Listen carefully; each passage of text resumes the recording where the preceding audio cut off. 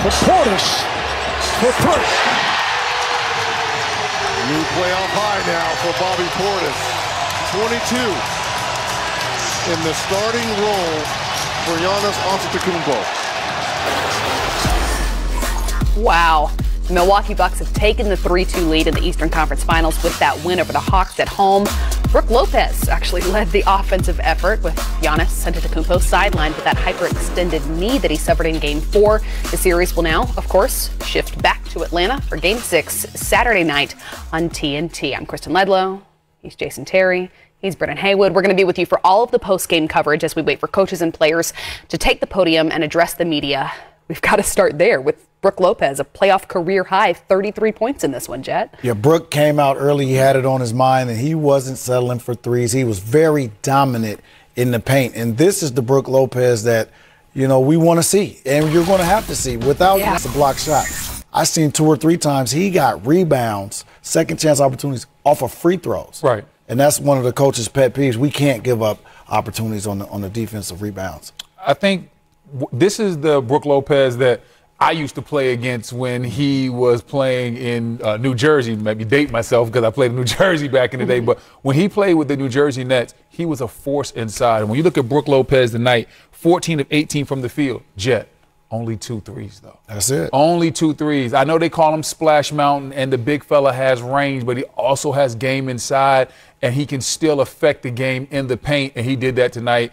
He had some good offensive rebounds, but more importantly, he was finishing everything. Turned back the hands of time. Brook Lopez was a monster inside. Because that was the primary concern with Giannis sidelined, is how you make up for his production in the paint. Our Stephanie Reddy is covering the Eastern Conference Finals for TNT, and she caught up with Brook after the game. What was the difference for Bobby Portis also with a career playoff high. He had 22 points in this one. So, Brendan, if we were concerned about where the Bucks were going to make up for some scoring, those 2 guys answered the call. Yeah, Brook Lopez and Bobby Portis, man, they turned back the hands of time. They were looking like they were looking like Tim Duncan and David Robinson in there. Like, they were the dynamic duo inside, and Bobby Portis, he did it with his energy. Yep. He just made those hustle plays. You saw him getting out in transition. Every time he did something, he was getting the crowd involved. And when they asked the coaching staff about what Bobby Portis brings to this team, they talked about his energy, the enthusiasm. You need that guy that just has his own set of oomph with him. And Bobby Portis brought that tonight and played incredibly well. They couldn't have got this win without both their bigs playing to the extraordinary level that they did. No doubt. And they needed it because, again, without Giannis, who was going to fill that void? Well, Brook Lopez and Bobby Portis did it. And you said it with his energy, his effort, right? And though he's a bench player, now he's thrust into the lineup. He didn't change who he was. You know, he's a guy that can score. He got out in transition. He ran. He can hit spot-up threes. He shot a career high from 3 this year. So he didn't stray away from who he was. And his energy was just infectious all night long on both ends of the floor. Brendan, another guy that you pointed out as being a potential X factor in the win or perhaps even the loss for the Milwaukee Bucks in this one was going to be Jrue Holiday. He did then become the first player in Bucks history with multiple 25-point, 10-assist games in a postseason. I mean, what did you see from him that allowed him to be as effective as he was? Well, obviously with no Giannis, Jrue had the ball in his hands a lot more, so he was able to get into a comfort zone and get into a rhythm. Once again, in previous stops in his career, he's had the ball more. So being the third, playing that third role, that third banana, it's a little bit different for him. So at times, sometimes he gets lost in the shuffle, but not tonight. He understood, hey, I got to be aggressive. I got to get down the lane. And whether he was looking to make plays for Brook Lopez or he was looking to make plays for himself, he was doing what he needed to do as far as cutting, dribbling, getting down the lane, and creating a problem. He still mixed in his step-back jumpers, but I love how I love how Milwaukee attacked this matchup tonight. They really got it done in the paint. They outscored Atlanta 66-36 in the paint, and that's where the game was won. What is it that went wrong for the Hawks in this one? Apart from the obvious, you're missing Trae Young, but they were missing him in Game 4 as well, Chet. Well, they didn't make shots. I mean, there was plenty of times where the lead was 9, it was 11. And then they had opportunities, wide open 3. They get a steal, come down, another wide open 3, and they just didn't make shots. And that's what tends to happen to young teams on the road in pressure situations.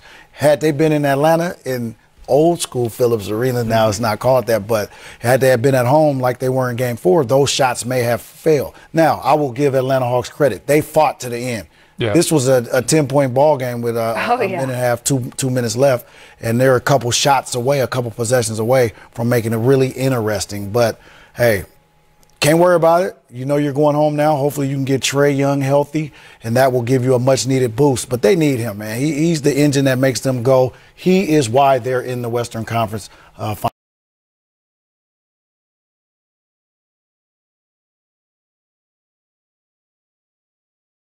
Finals right now. Yeah, and like you said, you talk about Atlanta didn't make shots. I think one of the reasons that Milwaukee won is the quality of shot. Atlanta missed some shots, but Milwaukee, they got a lot easier shots. Look at that three that we just showed from Bobby Portis. That's what he does. Like you said, he played his game. He didn't have to do anything special. I'm spotted up. I'm shooting my three. I'm getting out in transition. Brook Lopez, it wasn't like he was taking a bunch of step-back jumpers. He was dunking because Drew Holiday was setting the table for him. So those guys got a high quality of shot. Milwaukee as a team got a high quality of shot, and that's why they dominated the paint. Jet, I know you were a shooter back in the day, and everybody on the analytics department says you got to shoot the long ball to win nowadays. But listen, take it from an old big like myself, there's still some gold to be had in that paint. And if you can dominate that paint, you can dominate the game, because you dominate the paint and then you get your threes once you cause a problem inside the paint. Which is something that most thought wouldn't happen for the Bucks with Giannis sidelined. So operating under the assumption that there is no Giannis in Game 6, there is no Trae in Game 6, neither of which have been officially ruled out by either team at this point, what can be done differently by the Hawks in order to perhaps slow down what we did see happen in this one? Well, I think if you're the Hawks, when you start off the game, you have to take care of the offensive glass. In the first quarter, Milwaukee's able to get into a rhythm because when they miss shots, they were able to get offensive rebounds, second, third chances, and now you start to get your confidence up. So Nate McMillan's going to say, hey, guys, this team is a good team even without Giannis. We can't give them easy opportunities. We have to win the battle on the glass. We cannot afford to get abused like we did in the first quarter of this game. Yeah, Milwaukee really talked about it before the game in pregame about the physicality, how physical Atlanta was in Game 4. Milwaukee was the much more physical team. And then you want to talk strategically, offensively. They weren't putting Brook Lopez in pick and rolls and dropping the coverage. They were switching. So that adjustment has to be made. How do we attack a switching defense now of the Milwaukee Bucks? And hopefully Nate McMillan will go to the drawing board, watch the film, and figure it out. All fair questions for Coach McMillan, and he's addressing the media now.